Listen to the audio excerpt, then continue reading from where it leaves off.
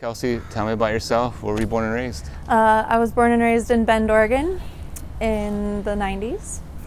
I'm an only child, and my parents ran a print shop that my grandfather started when my mom was in high school. He built their first printing press. Oh, cool. Yeah.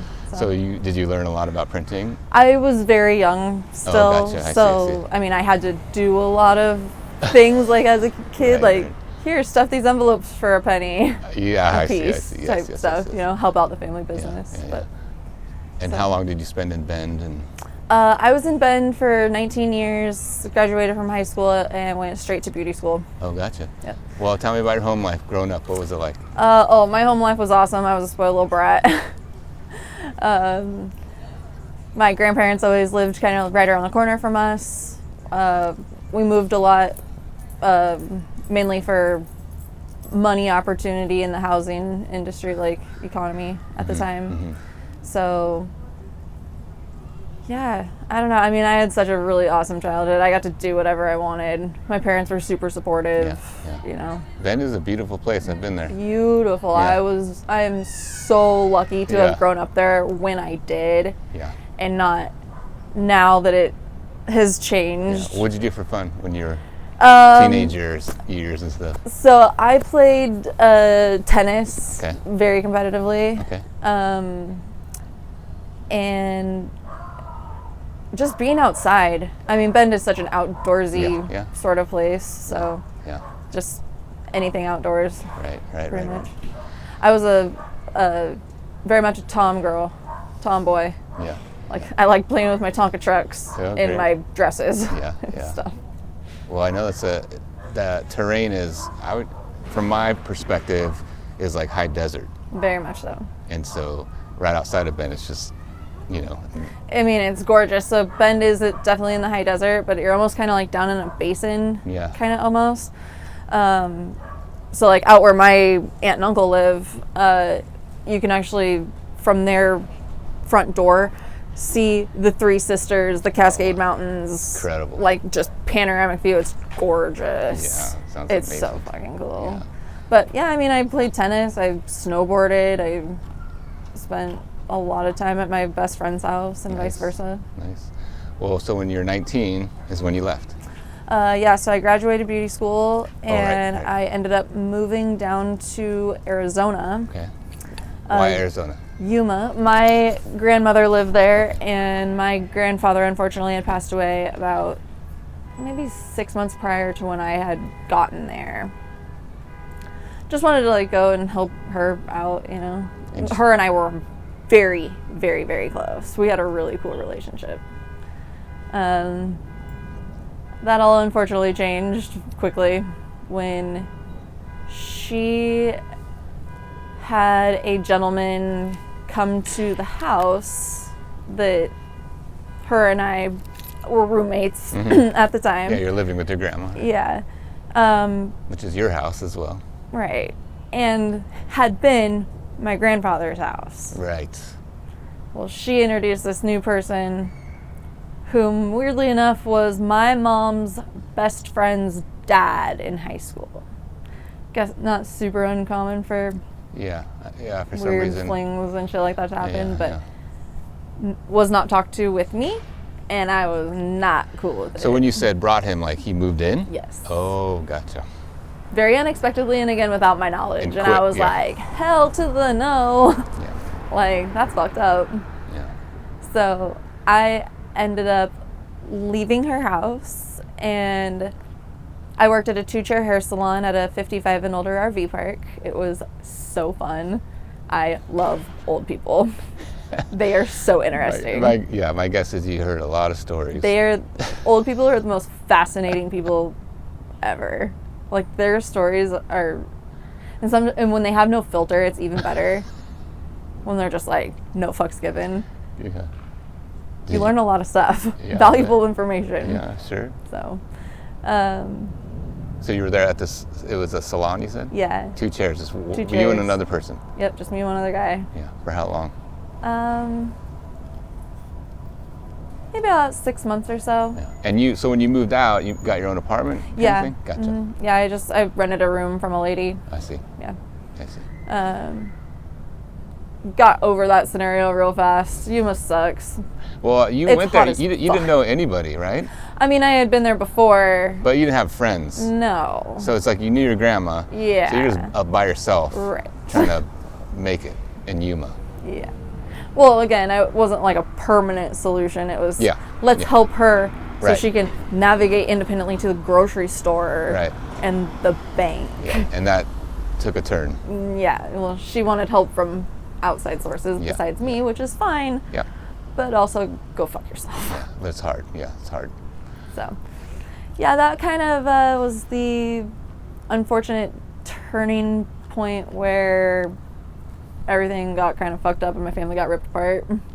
Tell me more. My family ran the company that her husband started, and my parents ran it for them. She sold it out from under them and was just like, go fuck yourselves. Oh, wow. So my mom and dad's retirement and all that kind of went away. So this was your mom's mom? Mom's mom. Wow. And dad. And so,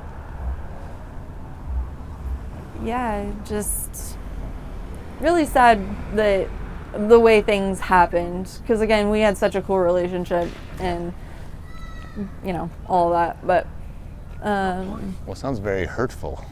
Were you like, it Grandma, became really hurtful. What happened? Like, I think that his death hit her a lot harder than she thought it was going to. And because he did so much for her, I think it scared her not knowing how to be independent without him, like codependent, like without that person. So just having another male figure in the house, I think was comforting to her. Sure. But again, my feelings and intake on it were not taken into consideration whatsoever. Yeah. Which is hard. So she sold that. See you later. She sold that company. She sold the company, and there's some animosity and hurt and a a lot of big emotions, my guess is. Yeah. And so where are you at in all this? So my parents actually ended up moving up to Spokane area and are property managers for a mobile home community. My grandmother unfortunately passed away recently, and her and I never got to reconcile like our relationship. She actually passed away 5 minutes after I called. Sorry. It sucks, but yeah. It sucks on an aspect because her and I hadn't talked for so long that I was already considered her to be not a part of my life. Yeah. So I hate to say it and I sound like such a bitch kind of, but I wasn't sad about it. I had already been sad about it. You already grieved the loss of her. And grieving somebody while they're still alive is rough. Fucking hard as fuck. That can really be a mind fuck. It's a tough one. It can be. Yeah. But phone works both ways, so yeah. I didn't ever reach out to her because she never reached out to me either. Well, let's see. So you're in Yuma for how long? About a year. And then you go to where? Then I ended up moving back home for about a week in Bend with my parents, and then I headed up to Portland and lived with my best friend in a studio apartment. Great. Try something different. For like 6 months. Like the studio apartment was a little too tight. A bed and a bathroom, and if you were bigger than you and I currently now, you weren't getting in that bathroom. Yeah. So after Portland, you head where? So I actually stayed in Portland for about 12 years. Oh, okay. Yeah. Gotcha. Cutting hair? Yeah, I was a hairstylist the whole time. I ended up working my way up and becoming the manager of Master Cuts. When I was fairly young, I was about 27 with a crew of 10. So yeah, that was fun until Master Cuts went out of business. Then I became an independent stylist and worked for one of my super good friends, Amy. She got a salon on Northwest 21st, which is kind of like a bougie area of like Portland. In Portland. Yeah, kind of not quite downtown, but not quite 23rd area either. So I worked there for about 3 years until my boyfriend and I ended up moving to San Diego. So he actually ended up getting a promotion during COVID because they weren't doing any outside hiring. He was not even qualified for the position really, but no outside hiring. Yeah. So he got to kind of fill the position, which took us to San Diego, which is one of the places where I wanted to live my whole life. Seemed like such a beautiful area. Seemed like it was going to be so cool to live there. But it fucking sucked ass, man. From the moment I got off the fucking plane, I hated that place. Okay, like, it was what such happened? a stressful nightmare. It was just like trying to get to our apartment on time to sign the paperwork. And because of COVID, we actually had to get our apartment sight unseen. So it's not like we got to do the walk around or whatever. It sucked. We were right above the parking garage, right above the gate where people entered in, like 4 o'clock in the morning, just people being stupid AF, you know. So, then I started a job down there working for a place called Eco Boat Rentals. It was a pedal boat place, tourist attraction type shit, where I actually met my current partner on the dock, where he is a commercial fisherman for the last 35 years. Gotcha. So a very interesting life. Tell me about, so it didn't work out with your boyfriend. Naturally. Yeah, him and I had been together for about 10 years or so. And I told him when we very first got together, I want to live a different life every 10 years. Life's too short to do the same bullshit for 40 goddamn years. You know what I mean? What does that mean, live a different life? Like in a different area, a different career? No, like what? Do different things. Experience different things. If it's in the same area, fine. But change your mentality of how you've been doing things. So, you know, when we got to San Diego, of course you're excited and trying out new places and all this stuff. Well, when we lived back in Portland, it was, let's go to the same bar with the same people on a Wednesday. Very routine. Gets old, right? Which is fine. I like my routine too, until you got to shake it up, and it's like, you know what I mean? Yeah. So it ended up becoming the same monotonous. In San Diego? Yes. I see. Same monotonous. How long were you there? Before him and I broke up, or in total? Oh yeah, I guess from when you got there until you left there. I was there a total of 3 years. Okay. Him and I were together for about 1.5 years in that time frame. Yeah, gotcha.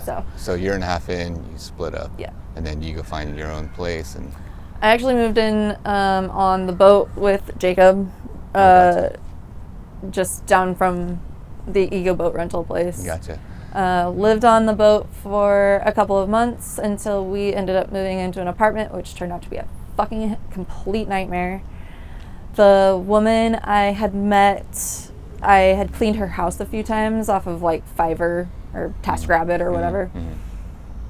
Her and I became good friends as like work employee friends. I kind of was her assistant and would pick her up and take her to lunch and pick her up and go do things with her. She kind of paid me to be her friend, which was kind of sad. Like, in the end, that's kind of how it played out to be. But yeah, that kind of sucked. We lived there not very long, but she ended up trying to raise our rent by $800 one night, and then locked us out of the apartment. Like, changed the locks to the apartment. Yikes. Like, it was a nightmare. Yeah. Which led us, Jacob and I, to buy my first sailboat, which I never envisioned my life as living on a boat and becoming a sailor. And this is in San Diego. Gotcha. So, yeah, I buy this boat from actually a guy who is from around this area. Total douchebag. Like, tries to rip us off for our trailer. which she was successful at. Your trailer, what do you mean trailer? It was a boat motor and trailer for $2,500. Okay, So we got the boat and the motor and never received the trailer. I see. So, and the boat, we couldn't get it registered because he sold it as a no title, but was going to file for the replacement for us. Yeah, whatever, that never happened. Yeah, he never did it. No, hell no. Yeah, After he took the trailer, we knew what was up. yeah. Then it kind of just started our nightmare of a life together. It was really hard. So Tell me more about that. Like, what do you in mean? San Diego, there is a place that is deemed the zoo. It's actually the Zuniga Jetty, right in the Coronado Bay, right on the Navy base, right before you go out to the ocean. So we actually ended up having to park our boat out there because we couldn't get it registered and titled. We couldn't get it insured and get a slip. Right. So you just was it just out to ocean anchored, just kind of out there? Yep. And that's like ocean proper, so there's waves. Ocean proper. Yeah. Like, It's not the Puget Sound. this shit gets nar, dude. In the Puget Sound? Yeah. Well, I didn't know. I don't know. I'm inexperienced. It is seaman. different here because Right. it is a much shorter sea. Like out, like in the ocean, it has enough like time for the waves to become Okay. spaced out a little Okay. bit. Interesting. Like you can get sets that are really close together, but in here you get a lot of like wave chop and wind chop, and like your currents are going against each other. Gotcha. So it becomes really steep really fast Gotcha. at like one interval apart. And so you're just in it to win it with these like 15-foot seas at literally 1 second apart. Wow. Like at 30-mile-an-hour sustained wind is scary as fuck. Yeah. Like So, but you're in San Diego, your boat's parked out there. Are you guys living on the boat? living on the boat. How do you just have to drive it in, drive it out? And, and you're working at this time? I was still working at Ego Boats at the time. I unfortunately ended up getting fired. We lived about a 45-minute boat ride into our docking area, to the landing that we worked at. And, well, I didn't show up on the busiest fucking weekend, which was 4th of July. Because it was foggy, I couldn't get to work. Like, it was unsafe for me to get to work. Yeah. So this is kind of where the nightmare all starts. From there, we end up, because of the people that we had to be around out at the zoo, they're a bunch of lowlife, like, and I hate to say it, drug addict. I don't want to put stipulation because I've been homeless people. But I feel since now being homeless, there are classes to that shit. You got the people who absolutely do not give a fuck. You've got the people who are out for themselves. And the people who are just blatantly going to fuck you over for their own personal gain.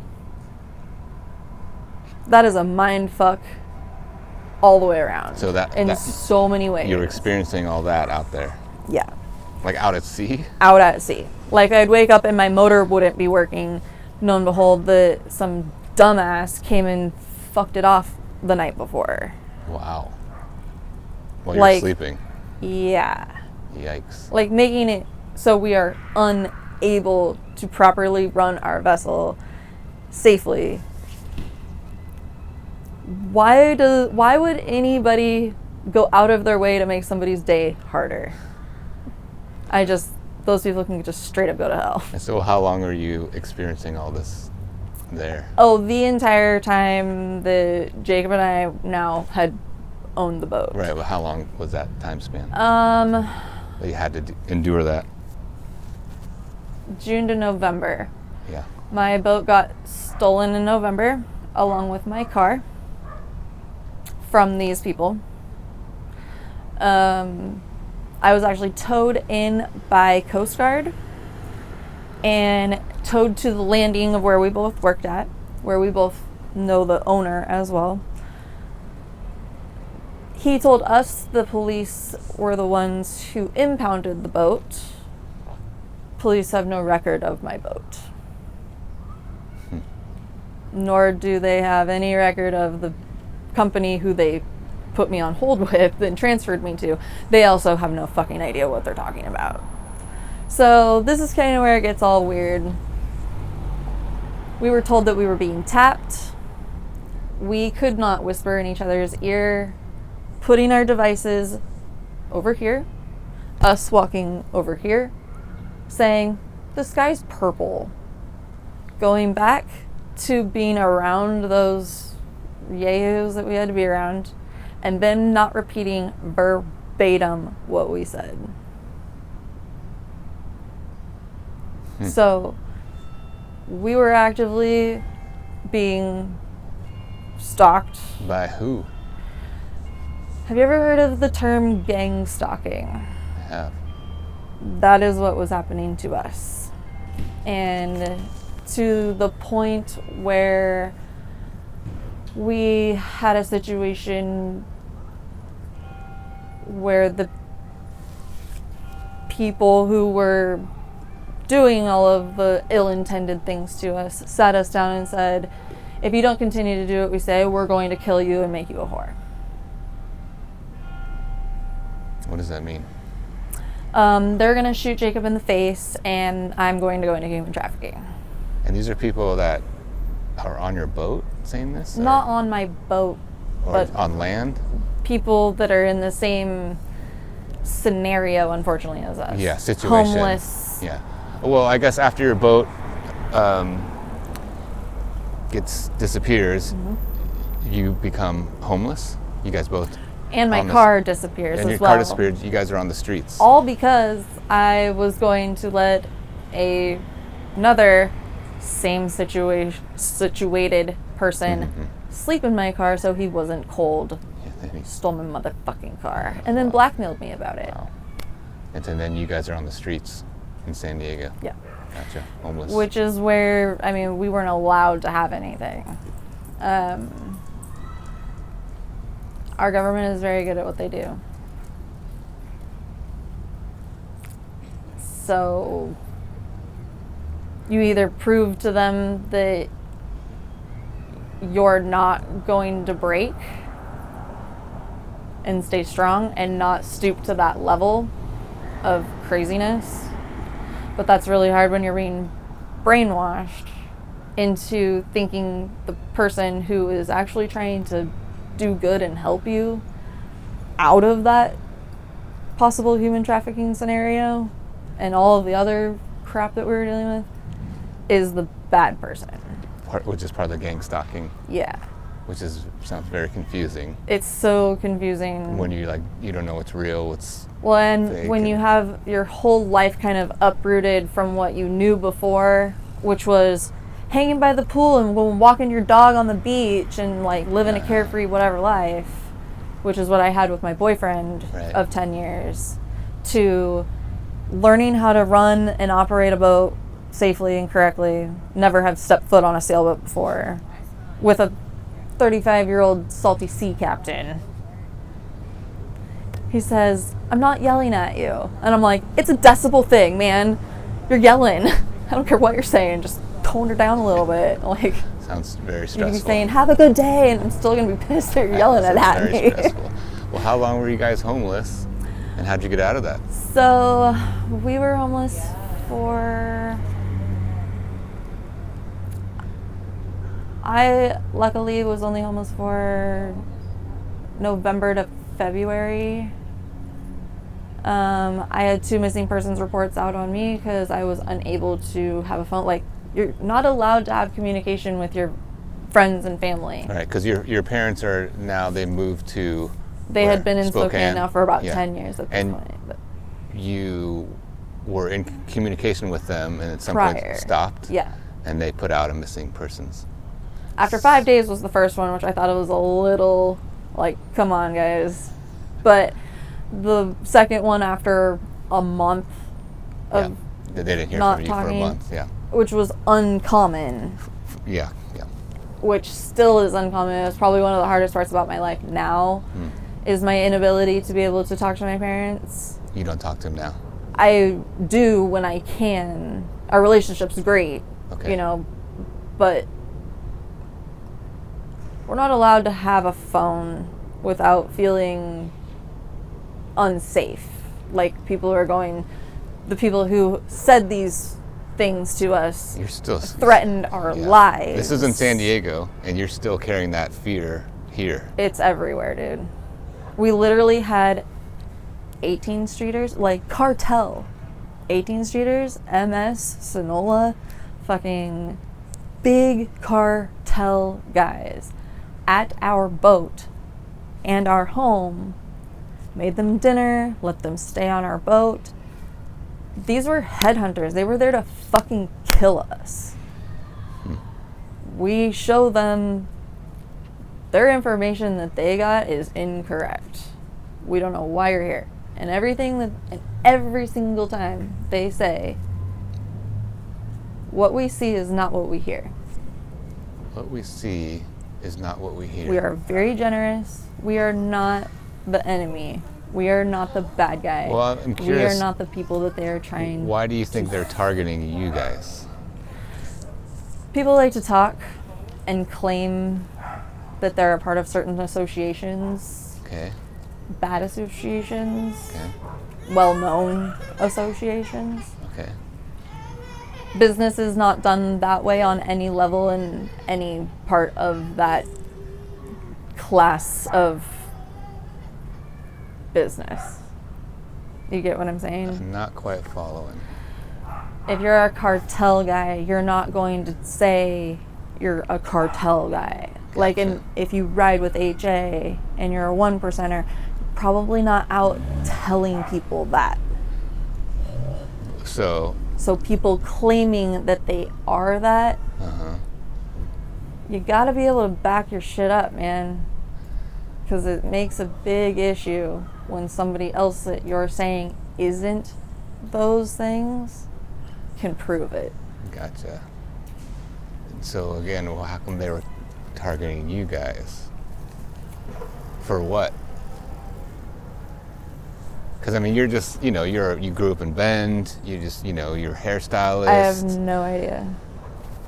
Like, there is no rhyme or reason or anything why any of the events happened in the order that they happened to us and why, like, whatsoever. Interesting. Yeah. Well, let's talk about your current situation. Sure. So you guys are, that boat that you bought, gone. But you guys are on a boat now. Yeah. So I ended up leaving Jacob on my second missing persons report. My parents put my ass on a plane, like, now. Oh, gotcha. Spokane, you're back. Yeah, like, non-optional. You're coming home. We can't see you living like this. Yeah. I'm sure that's tough, yeah. So I got back to my parents' house. I ended up getting a job working at an RV selling place. It sucked so much. You didn't want to do hair anymore? Done with hair? I was a hairstylist for 12 years, and it's hard on your body. Done. Yeah. And when you have to rebuild your clientele, yeah, it's tough. It's tough. Yeah. So I wasn't really wanting to go back to a master cuts when I was pulling $85 an hour at my independent job. Like, it just. Yeah, I understand. I get it. had my fun with it. So you're in Spokane, you got a job, you're like, I'm living here now. Yeah, which I didn't want to do, and how I was separated from my partner was very traumatic. Not on my choice either, and I was thrown in the back of a dog police van. So the missing persons, like, they found, like, does it work like they found you and then? Oh, the cop straight up said, "You're not missing. You're right here." Do you say that to a 6-year-old? Yeah, it's interesting. Like, choice of words is everything. Well, I guess what I'm kind of clarify is, did your parents come and fly to San Diego and like? No, but the first time they did. Oh, okay, gotcha. Yeah, the first time they did fly to San Diego, actually with my great uncle as well. Yeah, so they were all on a plane. Finally contacted them the day before my birthday. They got there on my birthday, not going to go look for me and or my dead body. But the second time. The second time I called them, and they're just. But there's a choice in your part where you chose to get on the plane and go. Right. I was straight up homeless, living on the you're like, street. I'm done with this. Winter I need of San Diego. Yeah, I need to go. Like, we weren't allowed to have a tarp. Like, we weren't allowed to have any. I wasn't allowed to have my own clothes. So you were kind of just tapped out and ready to go back. I just like didn't even know what the fuck, what way was up at that point. Yeah. So Right. just some normalcy back to my old life to get out of that situation. Yeah. And so you did. And I did. And for how long were you in Spokane doing that? Maybe about 4 to 6 months or so. Uh-huh. And him and I didn't have contact for about 6 months, Jacob and I. And he was put through a lot of crazy stuff, like dogs mauling him. He lived on a paddleboard for a while. People also stole the boat that he had. People that we helped, like, and that's what I just didn't understand about the whole thing, is the people that we extended our generosity to just didn't care at all. Mm-hmm. And that's hard, and it makes you really not want to help people. Yeah, or trust people. Yeah. Because everybody's a lying, conniving asshole nowadays with zero common sense. I hope not. Not everybody. Not everybody. Well, so you get in contact with Jacob and you guys connect again somewhere. So he actually gets a flight up here. He actually ended up walking from San Diego to Oceanside, which is right before Pendleton. Ended up getting a flight here. Seattle, not Spokane.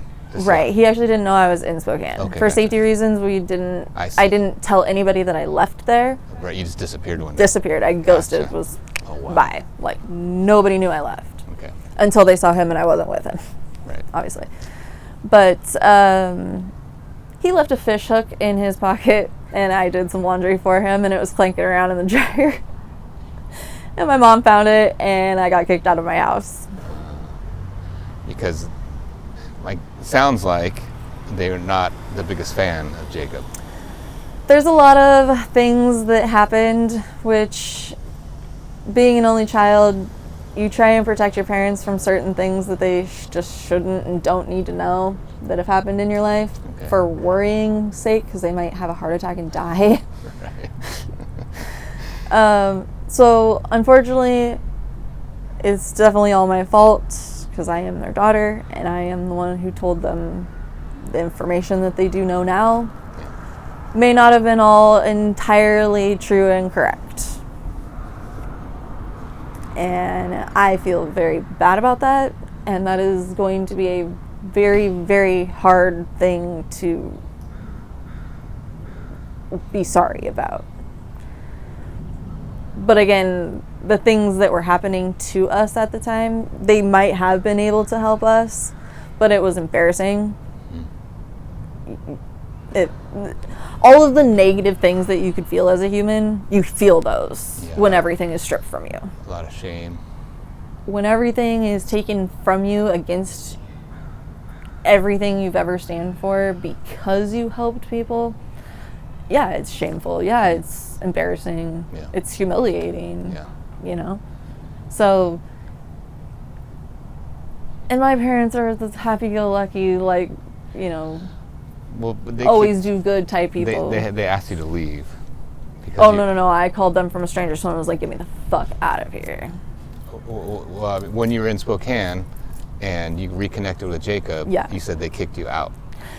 Yeah. Oh, you called somebody and said, come pick me up. Well, so... Gotcha. So that was actually in San Diego, what I had just said.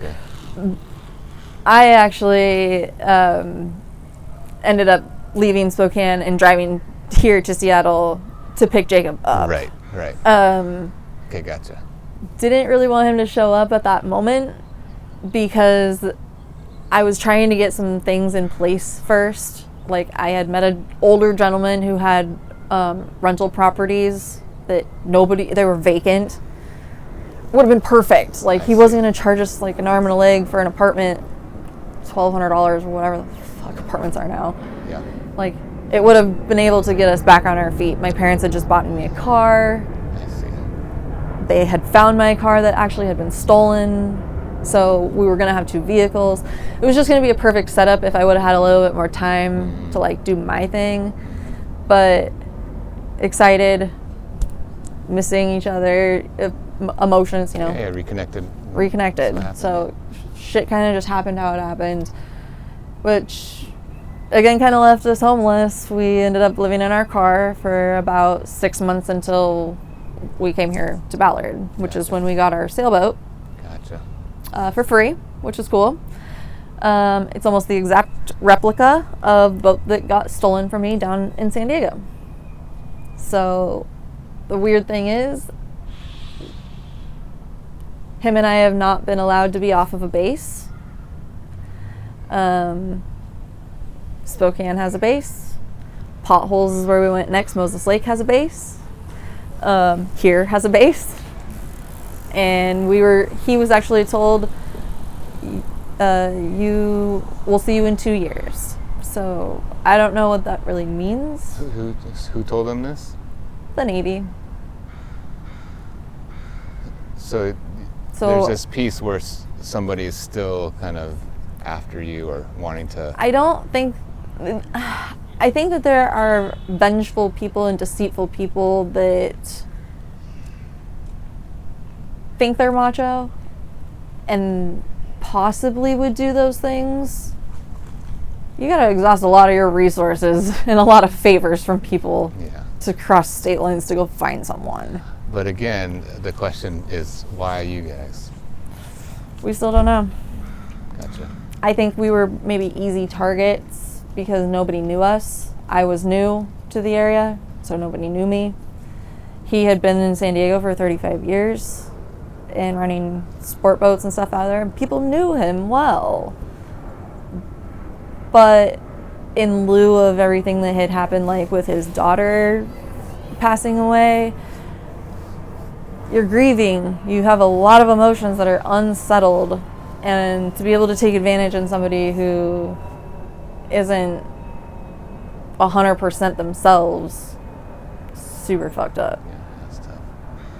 So, so currently, you guys are living on this boat. Currently living on this boat. Are you guys trying to work and? So yeah, actually kind of brings us to our story now, which is we met this gentleman. I want to say it was maybe February or March when we met this gentleman. His name's Scott Anderson.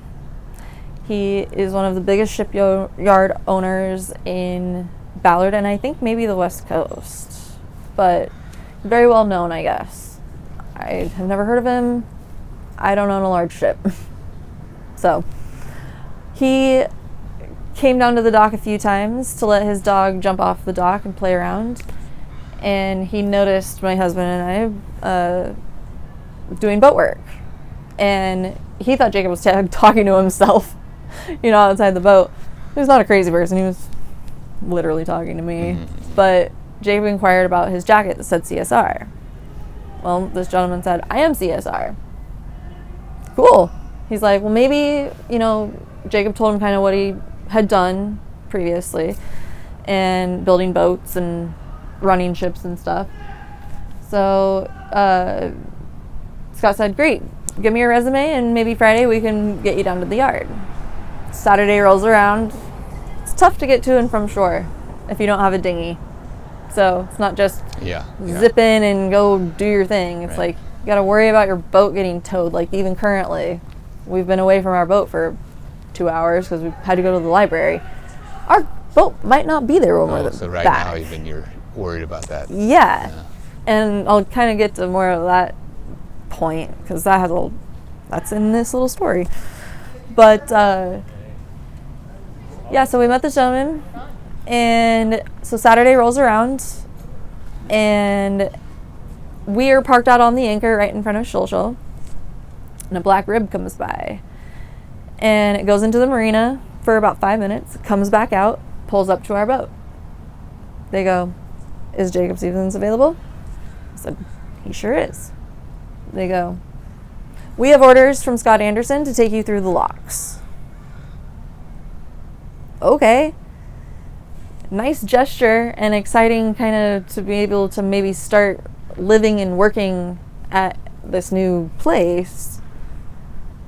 But because of everything that we had been through, when they rolled up and were making DEA jokes and, oh, you guys must thought we were FBI, that's not funny to us. Right. Like, whatsoever. Because we've dealt with that crap in San Diego. Yeah, so this brought up, you kind of activated or triggered that gang stalking. Like, we don't feel safe now. Trauma type. kind of stuff. Yeah. So we had to pull our anchor, basically non-optional, as this black rib is side tying himself to our boat and making us pull the dinghy that we did have, which was beautiful. Double plank mahogany, custom built dinghy. Given to us. Sorry, Todd. And hoisted it into our tub. We go through the locks, we get docked at CSR, and Jacob steps out of the boat, meets Scott dockside.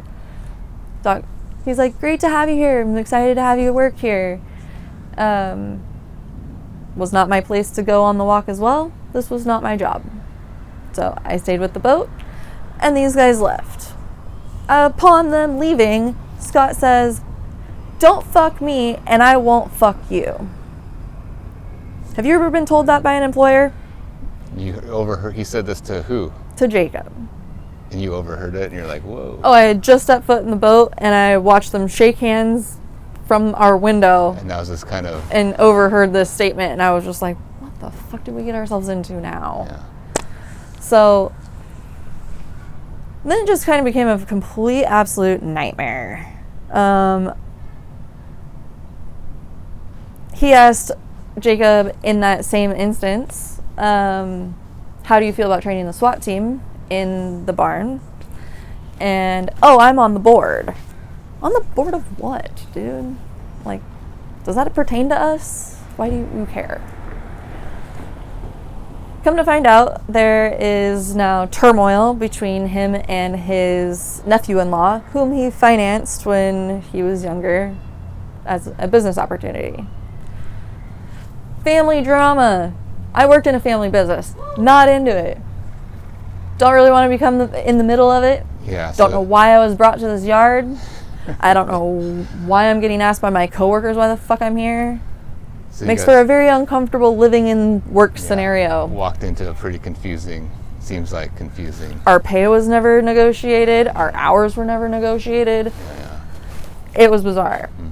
So a couple months goes by, maybe a month and a half goes by, and Scott brings Jacob some t-shirts. They're sailing shirts. We have a sailboat, we work at a shipyard. He's actively pushing the notion, though, that Jacob should wear them to show the guys around the yard he's into sailing. We don't care. I'm not at a job to make friends. I'm here to work and make money and go home. So we go through the t-shirts. We're not dumb. He's been a fisherman for 35 years. I'm a girl. We know what blood looks like. I'm sorry. Scott then, we cut him up for boat rags as we were doing boat work. Whoops. I don't think he's going to like that. He gave them to us. What does he care what we do with them at that point? Like, you know? But he comes to me a couple days later, and he goes, I was wondering if you guys had that one shirt back. The one with the stain on it. I'm going to a funeral on Thursday and would like to wear it. That's super, super weird.